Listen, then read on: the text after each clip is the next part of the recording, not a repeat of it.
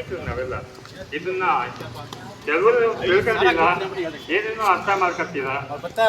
ಯಾವುದೇ ಅಪಾರ್ಥ ಮಾಡ್ಕೊಳ್ದೆ ಈ ಒಂದು ಕಾರ್ಯಕ್ರಮದಲ್ಲಿ ಮುಂದೆ ನಮಗೆಲ್ಲ ಸಹಕಾರ ಕೊಟ್ಟು ನೀವು ಮಾಡಬೇಕು. ದಾಸಮಯ್ಯನವರು ನಿಜ, ಅವರು ದೊಡ್ಡವರು, ಹಿರಿಯರು, ಎಲ್ಲರಿಗೂ ದೊಡ್ಡವರು. ಆದರೆ ನಾವು ಸಂಗೀತ ಹುಟ್ಟಿದೆ ಅವರಿಲ್ಲ. ಕರ್ನಾಟಕ ಸಂಗೀತ ಪಿತಾಮಹ ಶ್ರೀ ಪುರಂದರದಾಸ್ ಅವರು ನಮ್ಮ ದಾಸಮಯ್ಯನವ್ರನ್ನು ಬೇಕಾಗ್ತದೆ. ಕನಕದಾಸರು ಕೀರ್ತನೆಗಳು ಇರಬೇಕು. ಯಾವ ಕಾಲೇಜಲ್ಲೂ ಕೂಡ ಆ ಒಂದು ಸಾಹಿತ್ಯ ನಮಗೆ ಸಿಕ್ಕಿಲ್ಲ ಇಲ್ಲಿವರೆಗೂ. ಅದರಿಂದ ದಯವಿಟ್ಟು ಆ ಒಂದು ಭಿನ್ನಾಭಿಪ್ರಾಯವನ್ನು ಬಿಟ್ಟು ಸಂಕುಚಿತ ಭಾವನೆಯನ್ನು ಪಕ್ಕಕ್ಕಿಟ್ಟು ನಾವೆಲ್ಲರೂ ಒಂದೇ ಅನ್ನೋ ಭಾವನೆ ಇಟ್ಕೊಂಡು ನಾವು ಈ ಬದುಕಬೇಕಾಗಿದೆ, ಬಾಳಬೇಕಾಗಿದೆ. ಆದ್ದರಿಂದ ಯಾರು ಕೂಡ ಅದ್ರ ಬಗ್ಗೆ ಅನುಮಾನ ಪಡಬೇಡಿ. ನಾವು ದೇವಾಂಗಗಳು ನಮ್ಮ ಸಮಾಜದಲ್ಲಿ ಏನಿದೆ ನಾವು ಇಟ್ಕೊಳ್ಳೋಣ. ಹೊರಗಡೆ ಬಂದಿದ್ದ ಸಮಾಜದಲ್ಲಿ ನಾವೆಲ್ಲರೂ ಒಂದೇ ಅನ್ನೋ ಭಾವನೆ ಇಟ್ಕೋಬೇಕು.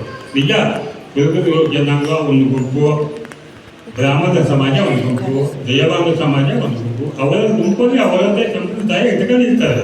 ಅದು ತಪ್ಪು ಅಂತಂದ್ರೆ ನಮ್ಮ ದೇವಾಂಗ ಜನಾಂಗದಲ್ಲೂ ಅದೇ ಒಂದು ಸಂಪ್ರದಾಯ ನಾವು ನಮ್ಮ ಸಮಾಜದಲ್ಲಿ ಇಟ್ಕೊಳ್ಳೋಣ. ಈ ಒಂದು ಧರ್ಮ ಕಾರ್ಯದಲ್ಲಿ ಜಾತಿನಿಂದನೇ, ಗುರುನಿಂದನೇ, ದೈವನಿಂದನೇ ಮಾಡೋದು ಮಹಾ ಅಪರಾಧ ಆಗುತ್ತೆ. ಅದಕ್ಕೆ ಬೇರೆ ಪದ್ಧತಿ ಶಿಕ್ಷೆ ಸಿಗುತ್ತೆ. ಆದ್ದರಿಂದ ದಯವಿಟ್ಟು ನಾನು ತಮ್ಮನ್ನೆಲ್ಲ ಅದನ್ನು ಪ್ರಾರ್ಥಿಸ್ಕೊಳ್ತೇನೆ. ಮುಂದೆ ನಡೀತಕ್ಕಂಥ 26ನೇ ವರ್ಷಕ್ಕೆ ನಾವು ಬರ್ತಾ ಇದ್ದೀವಿ. 25 ವರ್ಷ ನಮಗೆ ನಡೆಸ್ಕೊಂಡು ಬಂದಿದ್ದೀವಿ. 2000 ಇಸ್ವಿಯಲ್ಲಿ ಅಜಿತ್ ದಾಸು, ಸರ್ವೋತ್ತಮ ದಾಸು, ನಾವು ವಿಲಯನವರೆಲ್ಲ ಹಂಪೆಗೆ ಹೋಗ್ತಿದ್ದೋ. ಅಲ್ಲಿ ಪುರಂದರದಾಸರ ಆರಾಧನೆ ನಡೆಸ್ತಿತ್ತು. 5 ದಿವಸ ನಾವು ಅಲ್ಲಿ ಇರ್ತಿದ್ದೋ. ಅವರು ಬರ್ತಾ ಇದ್ದೋ. ವಿಲಯನವರಿಗೆ ಒಂದು ಯೋಚನೆ ಬಂತು, ನಾವೇ ಯಾಕೆ ನಾವು ಸೇವೆ ಮಾಡಬಾರ್ದು, ದೈವಾಂಗಗಳು ನಾವೊಂದು ಆರಾಧನೆ ಮಾಡ್ತೇನೆ ಅಂತ ಹೇಳಿ ಈ ಶ್ರೀರಂಗಪಟ್ಟಣದ ಸ್ಥಳವನ್ನು ನಾವು ಆಯ್ಕೆ ಮಾಡಿಕೊಂಡು ಆಮೇಲೆ ಅದಕ್ಕೆ 14 ಜನ ಟ್ರಸ್ಟಿಗಳನ್ನು ಸೇರಿಸಿ ಒಂದು ನಾವು ಟ್ರಸ್ಟು ರಿಜಿಸ್ಟ್ರೇಷನ್ ಮಾಡಿದ್ವಿ. ಅಲ್ಲಿಂದ ನಾವು ಇಲ್ಲಿಯವರೆಗೂ ನಾವು ಮಾಡ್ಕೊಂಡ್ಬಂದ್ವಿ.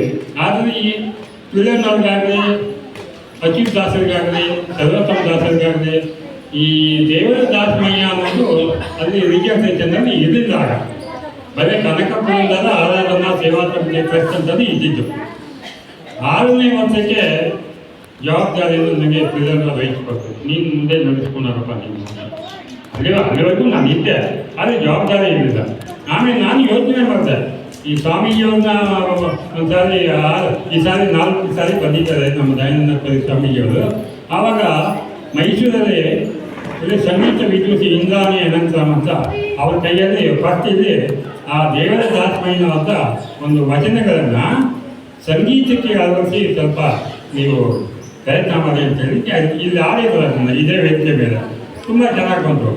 ಆಮೇಲೆ ನನಗೆ ಯೋಚನೆ ಆಯಿತು, ಯಾಕೆ ಎಲ್ಲ ದಾಸರಲ್ಲಿ ಶಿವಡಿ ಇದೆ, ರೇಡಿಯೋದಲ್ಲಿ ಹಾಡು ಬರ್ತವೆ, ನಮ್ಮ ದಾಸಮಯ್ಯನ ಅಂತ ಇರ್ತದೆ ಅಂತ ಒಂದು ಯೋಚನೆ ಬಂತು. ನಮ್ಮ ಸ್ವಾಮಿಗಳು ಕೇಳಿದೆ, ಈ ರೀತಿ ಯೋಜನೆ ಇದೆ ಅಂತ ಮಾಡಿ ಹೇಳಿದ್ರು. ಆಗ 3 ದಿವಸ ಕುಡಿಯ ತಗೊಂಡು ಬೆಂಗಳೂರಲ್ಲಿ ಒಂದು 15 ಜನ ವಾದ್ಯ ಕಲಾವಿದರನ್ನು ಕರೆಸಿ ಈ ಒಂದು ವಚನಾಮೃತ ಅಂತ ಇತ್ತು. 3 ವಚನವನ್ನು ಒಂದೊಂದು ಸಂಗೀತಕ್ಕೆ ಅಳವಡಿಕೆಯನ್ನು ಮಾಡ್ತಿದ್ವಿ. ಅವಾಗ ಸ್ವಾಮಿಗಳು ನನಗೆ ಒಂದು ಮಾತು ಹೇಳಿದ್ರು, ಈಗಲೂ ಅದು ನೆನಪಿದೆ. 800 ದೈವಾಂಗ ಸಂಘಗಳಿದೆ ಕರ್ನಾಟಕದಲ್ಲಿ, ನಿಮಗೆ ಹೆಂಗೆ ಬಂತು ಈ ಯೋಚನೆ, ದಾಸಮಯ್ಯನವರ ಒಂದು ಶಿವಡಿನ ಮಾಡಬೇಕು ಅಂತ ಅಂದರು. ತಮ್ಮಂಥ ಅವರಿಗೆ ಪ್ರೇರಣೆ ಆಯಿತು. ನನಗೆ ದಾಸಮಯ್ಯನವ್ರ ಪ್ರೇರಣೆ ಆಯಿತು. ನಮ್ಮ ಸ್ವಾಮೀಜಿಗಳು ಭಾಳ ಖುಷಿ ಕೊಟ್ಟರು. ಯಾವ ಒಂದು ಶಿವಡಿ ಕೇಳಿದ್ರು ಭಾಳ ಸಂತೋಷ ಆಯಿತು. ಆ ಶಿವಡಿ ಬಿಡುಗಡೆ ಆಗಿದ್ದು ನೆಲಮಂಗಲದ ಮಧ್ಯದಲ್ಲೇ ಸ್ವಾಮೀಜಿಗಳ ಕೈಯಿಂದ ನಾವು ಇವತ್ತು ನಾವು ಅದನ್ನು ತಂದಿದ್ದೀವಿ. ಕೆಲವರಿಗೆಲ್ಲ ಕೊಡ್ತೀವಿ. ಪ್ರತಿನಿತ್ಯ ನೀವು ಯಾವುದು ನಾವು ಹೇಳಿ ಹಾಡುಗಳು ಕೇಳ್ತೀವಿ ದಾಸರ ಬಗ್ಗೆ, ದಾಸಮಯ್ಯನವ್ರದ್ದು ಒಂದು ವಚನವನ್ನು ಕೇಳಿ ಸ್ವಲ್ಪ ಅದು ಕಗ್ಗಂಟು ಅರ್ಥ ಆಗಲ್ಲ. ದಾಸರದ್ದು ಕೆಳೆ ಮಕ್ಕಳು ಅರ್ಥ ಆಗುತ್ತೆ, ಅವರ ಸಾಹಿತ್ಯ, ಅವರ ಗೀತೆ, ಅವರ ಭಕ್ತಿ ಎಲ್ಲ. ಕನಕದಾಸರದ್ದು ಹಾಗೆ ಆಗುತ್ತೆ. ಬಸವಣ್ಣವ್ರನ್ನು ಸ್ವಲ್ಪ ಕಗ್ಗಂಟು ಅರ್ಥ ಆಗಲ್ಲ, ಸಾಮಾನ್ಯವಾಗಿ ಅರ್ಥ ಆಗಲ್ಲ. ಈ ಪುರಂದರದಾಸರು ಶಿರಡಿ ಎಲ್ರಿಗೂ ಅರ್ಥ ಆಗುತ್ತೆ, ಮಳೆ ಮಕ್ಕಳು ಕೂಡ ಅರ್ಥ ಆಗುತ್ತೆ. ಅಷ್ಟು ಸುಲಭವಾದ ರೀತಿಯಲ್ಲಿ ಅವರು ರಚನೆ ಮಾಡಿ ಅದಕ್ಕೆ ರಾಗ ತಾಳಗಳನ್ನು ಸೇರಿಸಿ ಒಂದು ಭಕ್ತಿಗೀತೆ ಅವರು ಪ್ರಯತ್ನ ಮಾಡಿದ್ದಾರೆ. ನಿಜಕ್ಕೂ ಕರ್ನಾಟಕ ಸಂಗೀತ ಪಿತಾಮಹ ಅಂತ ಅವರಿಗೆ ನಾವು ಕರಿತೀವಿ. ಇವತ್ತು ಸಂಗೀತ ಹುಟ್ಟಿದ್ದು ಫಿಲೋಗ್ರಾಫಿಂದ ಕನ್ನಡಗ್ರಾಫಿಂದ.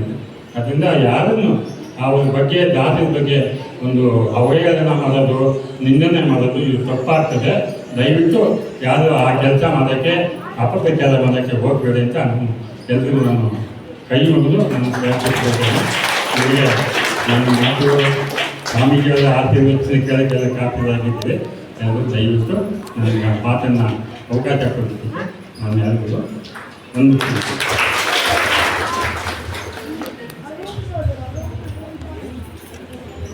2000 ಇಸವಿಯಲ್ಲಿ ಅಂಬೆಗಾಲ್ ಇಟ್ಕೊಂಡು ಶುರುವಾದಂತಹ ಈ ಒಂದು ಸಮಿತಿ ಇವತ್ತು 25ನೇ ವರ್ಷದ ಸಂಭ್ರಮಾಚರಣೆಯನ್ನ ಆಚರಿಸ್ಕೊಳ್ತಾ ಇದೆ. ಅದಕ್ಕೆಲ್ಲ ನಾವು ಸಾಕ್ಷಿಯಾಗಿದ್ದೀವಿ ಅನ್ನೋದೇ ಬಹಳ ಸಂತಸದ ವಿಚಾರ. ಇಳೆ ನಿಮ್ಮ ದಾನ, ಬೆಳೆ ನಿಮ್ಮ ದಾನ, ಸುಳಿದು ಬೀಸುವ ಗಾಳಿ ನಿಮ್ಮ ದಾನ, ನಿಮ್ಮ ದಾನವನ್ನುಂಡು ಅನ್ಯರ ಹೊಗಳುವ ಕುನ್ನಿಗಳ ನೀನೆಂಬೆ ರಾಮನಾಥ ಅಂತ. ಅವತ್ತಿನ ಕಾಲಕ್ಕೇನೆ ಭಗವಂತನ ದಾನದಲ್ಲಿ ಇರ್ತಕ್ಕಂಥ ನಾವುಗಳು ಬೇರೆ ಎಲ್ಲೆಲ್ಲೋ ಹೋಗಿ ಯಾರ್ಯಾರನ್ನೋ ಹೊಗಳ್ತಾ ಇರೋ ಅಗತ್ಯ ಇಲ್ಲ. ಭಗವಂತನ ನಾಮಸ್ಮರಣೆ ಮಾಡಿದ್ರೆ ಸಾಕು, ಮುಕ್ತಿ ಪ್ರಾಪ್ತಿಯಾಗತ್ತೆ ಅಂತ ಹೇಳ್ತಾರೆ.